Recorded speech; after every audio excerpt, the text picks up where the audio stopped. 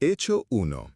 Debajo de nuestra piel, mucosas y fascias, no solo hay algodón de tejido conectivo, sino una gigantesca red vial de microcavidades llenas de líquido, el intersticio.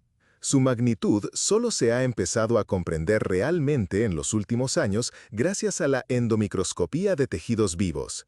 La histología clásica sellaba las muestras con fijador, las cavidades colapsaban y todo este sistema parecía una matriz densa.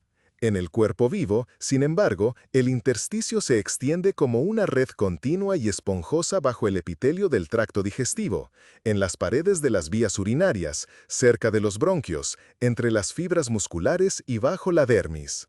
Las fibras de colágeno y elastina forman puentes de refuerzo, entre los cuales circula líquido, recogiendo células inmunitarias y moléculas de inflamación, y dirigiéndolas a los vasos linfáticos. No es un solo saco, sino un sistema amortiguador. Soporta los impactos mecánicos al caminar, toser, durante la peristalsis, distribuye la presión y suaviza las microlesiones. Para los oncólogos, el descubrimiento ha resultado útil aunque alarmante. El intersticio sirve como una vía de circunvalación rápida para las metástasis, permitiendo que las células tumorales se deslicen lejos del foco primario.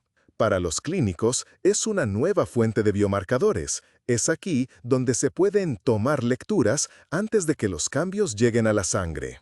También hay una explicación cotidiana de fenómenos conocidos. Las redes de arrugas y edemas relacionadas con la edad no solo involucran la piel y los vasos, sino también la esponja de drenaje fatigada del intersticio, cuyo entramado se colapsa. Calificar al intersticio de nuevo órgano es discutible, y los científicos así lo señalan, pero al menos hemos obtenido una capa anatómica a gran escala, previamente oculta, sin la cual la imagen del cuerpo humano estaba incompleta. Hecho 2. En la corteza del cerebro humano se descubrió un tipo especial de neuronas inhibidoras que no se encontraron en ratones de laboratorio. Las neuronas rosehip, a veces llamadas escaramujo en ruso, debido a los engrosamientos característicos, bayas, en las terminaciones de los axones. Estas células son compactas pero intrincadamente ramificadas. Las dendritas cortas recogen señales locales de las capas superiores de la corteza, y la densa y voluminosa corona axónica rodea las ramas distales de las neuronas piramidales como encaje en un puño. Electrofisiológicamente, producen pinchazos de inhibición cortos y precisos. No ahogan una columna entera, sino que fijan el milímetro necesario del algoritmo. Según los pasaportes transcriptómicos, esta es una clase separada. Los conjuntos de genes y receptores activados difieren notablemente de los subtipos conocidos de células inhibidoras, lo que permitió aislarlas en el conjunto de secuenciación de ARN de núcleo único. Anatómicamente, se encuentran más en las capas 2-3 de la corteza asociativa, donde el cerebro combina contextos, compara y refina. De ahí las tentadoras hipótesis. Tales neuronas podrían ser responsables de la configuración ultrafina del procesamiento del habla humana, las abstracciones, los tonos emocionales, de aquello que no se escala bien de ratón a humano. La conclusión práctica es prosaica e importante. Los modelos de enfermedades psiconeurológicas creados en roedores pueden pasar por alto mecanismos críticos. Si las células rosehip participan, por ejemplo, en el control inhibitorio de las ondas corticales, un mal funcionamiento en su trabajo podría hacer una contribución invisible en los experimentos con ratones a la epilepsia, los trastornos del espectro autista o la depresión. La nueva célula no es solo una rama rara en el árbol de la neuroanatomía, sino la clave de por qué el cerebro humano piensa de esta manera. Tercer hecho. En 2020, la cuarta pareja de glándulas salivales apareció en los titulares, escondida donde menos se esperaba, en lo alto de la nasofaringe, en el rodete de la torus tubaria, cerca de la desembocadura de las trompas de Eustaquio. Fue descubierta no con bisturí, sino con luz. Los médicos buscaban metástasis de cáncer de próstata mediante PET-CT y un radiotrazador que se acumula intensamente en el tejido salival. En las imágenes, dos estructuras tubulares simétricas de varios centímetros de longitud brillaron de repente. Un estudio anatómico en material cadavérico confirmó: no son cúmulos accidentales, sino conductos glandulares continuos y ricamente inervados, más parecidos en su estructura a las glándulas salivales grandes que a las pequeñas glándulas dispersas habituales de la mucosa. Su función es lubricar y proteger la pared posterior de la nasofaringe y los orificios de las trompas para que tragar, respirar y hablar ocurran sin fricción. Para la radioterapia de cabeza y cuello, este descubrimiento resultó ser de importancia práctica. Si estas áreas caen bajo el haz, los pacientes a menudo experimentan sequedad y dolor al tragar, por lo que los radiólogos comenzaron a discutir nuevos contornos de preservación de órganos para evitar con mayor cuidado las glándulas tubariales. Sin embargo, el debate continúa. Algunos anatomistas creen que no es una nueva pareja, sino un gran conglomerado de glándulas menores que simplemente se vio por primera vez tan claramente debido a la especificidad de las marcas. El consenso se está formando lentamente, pero la esencia está clara. El mapa del sistema salival humano estaba incompleto, y el nuevo detalle ya está influyendo en la práctica, desde la planificación de la radiación hasta la explicación de por qué algunos pacientes tienen una garganta seca persistente después de un resfriado, mientras que en otros desaparece sin dejar rastro. Cuarto hecho. Recientemente se descubrió que el dolor de origen mecánico no comienza únicamente en las terminaciones nerviosas de la piel. Debajo de la epidermis se encontró una red ultrafina de células gliales de Schwann de un tipo especial. Envuelven los nociceptores y son sensibles a la deformación, formando esencialmente un órgano separado de percepción del dolor. En experimentos con animales, la activación optogenética de estas células provocó reacciones protectoras típicas, como si la piel se pinchara con una aguja. Y cuando se suprimió su función, el umbral de sensibilidad al dolor aumentó notablemente. Se ha identificado una red morfológicamente análoga en la piel humana, y los clínicos la consideran cada vez más como el eslabón perdido en la hiperalgesia y la alodinia, cuando incluso el contacto leve quema como papel de lija. La historia está reescribiendo el libro de texto. La glía no es solo el personal de servicio de las neuronas, sino un sensor y amplificador activo. Esto explica por qué las inflamaciones locales y las cicatrices causan dolor fantasma. No solo cambia el cableado de los nervios, sino también la sensibilidad de la red glial. La conclusión práctica es simple y alentadora. Los objetivos para el alivio del dolor se trasladan a la periferia. Si se aprende a modular finamente la actividad de estas células de Schwann, ya sea con medicamentos, luz, ultrasonido o electricidad, se puede aliviar el dolor sin aturdir todo el cerebro con sedantes, ni arriesgarse a la dependencia de los opioides. Por ahora, es un camino de investigación, pero el mapa ya está desplegado. Debajo de la piel de cada uno de nosotros opera una telaraña de señales propia, que es la primera en decidir qué considerar exactamente un contacto peligroso.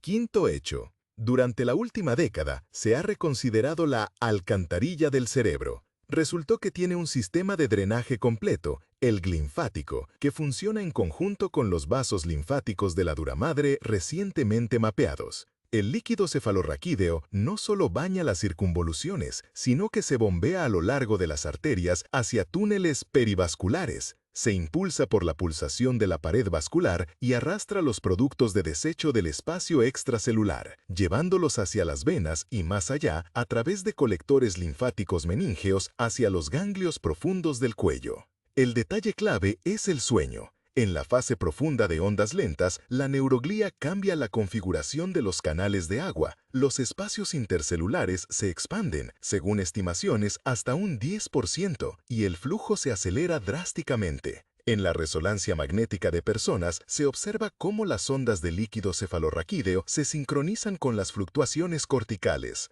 De aquí se derivan consecuencias prácticas. La limpieza nocturna del cerebro no es una metáfora, sino una fisiología, y la falta crónica de sueño se asocia con una mayor acumulación de beta-amiloide y una alteración en el aclaramiento de moléculas inflamatorias. La postura también es importante. En experimentos con animales, la posición lateral mejoraba el drenaje en comparación con estar boca arriba, un detalle que ahora se está probando con cautela en humanos. Otra faceta son las vasopatías y los traumatismos. Las microhemorragias y la rigidez arterial alteran el bombeo perivascular, y el edema de la dura madre puede comprimir los colectores meníngeos. En resumen, ante nosotros no solo hay un esquema curioso, sino una nueva diana terapéutica. Desde el ritmo del sueño de ondas lentas y la sincronización respiratoria hasta la estimulación suave de la pulsación vascular, todo se considera formas de ayudar al cerebro a lavar mejor los desechos.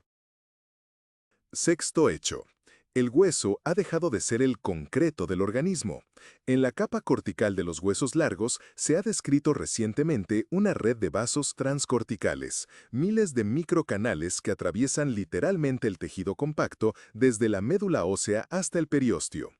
En moldes de corrosión transparentes y en imágenes de alta resolución, se observa cómo parte de estos tubos se conecta a la afluencia arterial y parte al flujo venoso.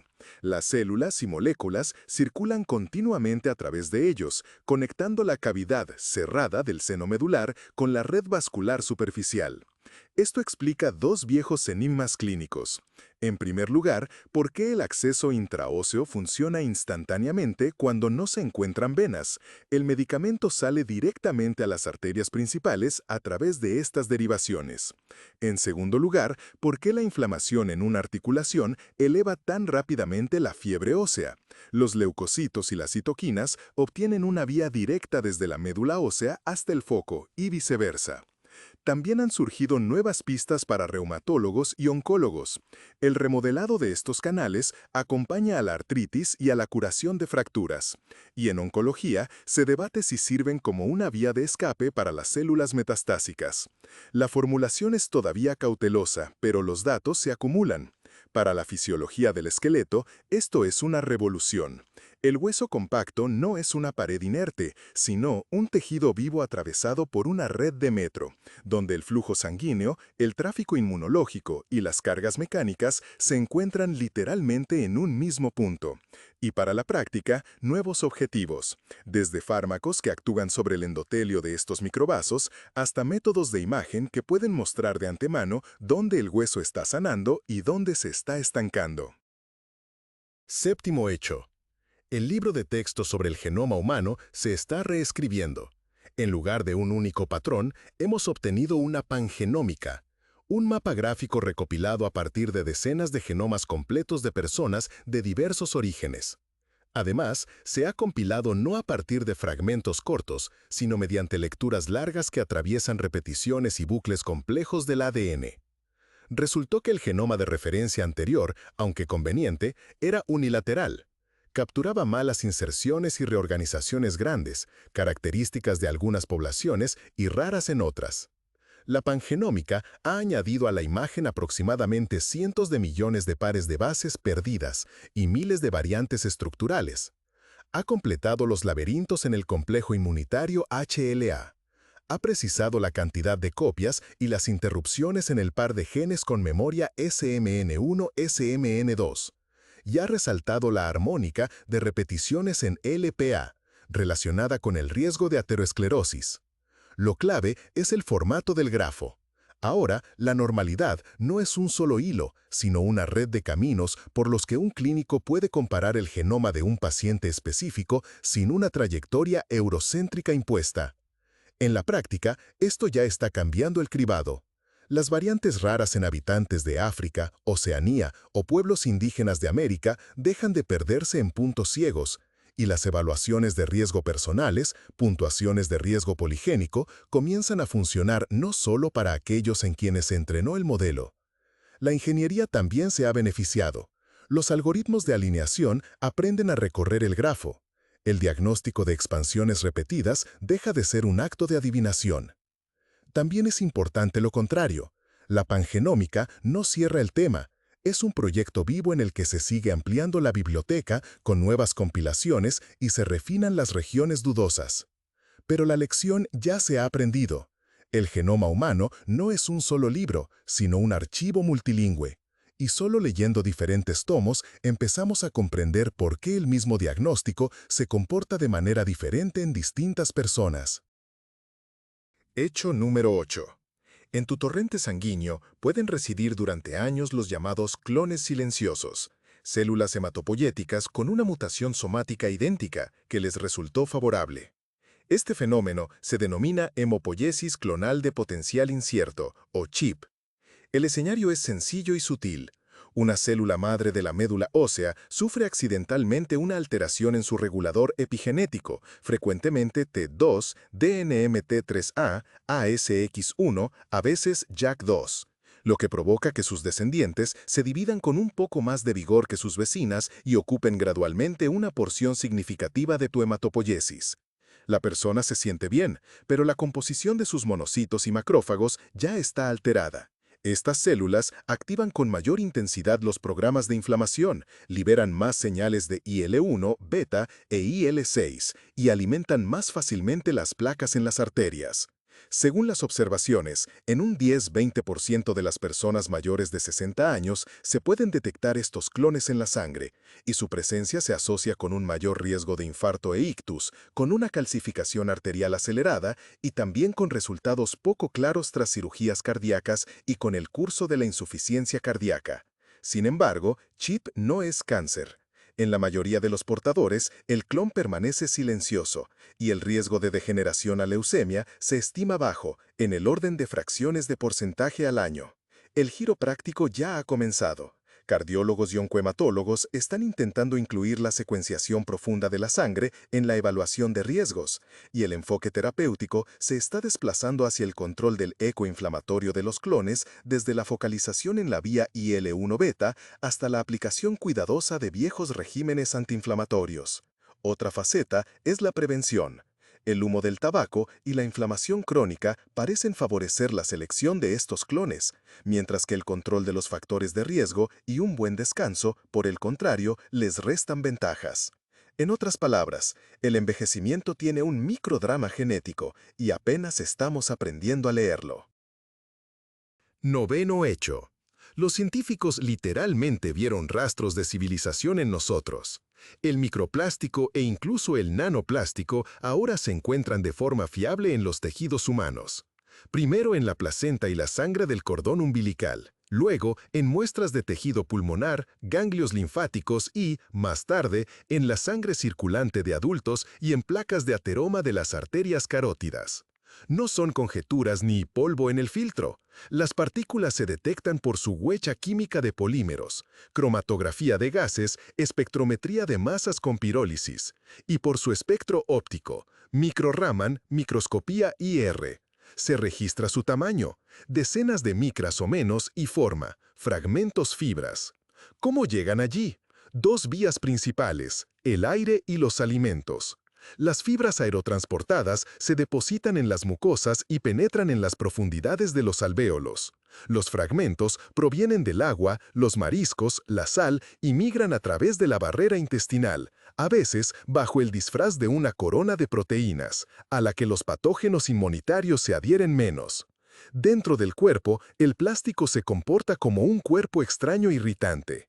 Los macrófagos lo engullen pero no lo digieren. Se inicia una inflamación de bajo nivel alrededor y se activan las vías del estrés oxidativo. De ahí las cautelosas pero preocupantes asociaciones. Cuantas más partículas, más frecuentes son las placas inestables y la microinflamación trombótica. En embarazadas, los hallazgos en la placenta se discuten como un factor potencial de alteraciones metabólicas.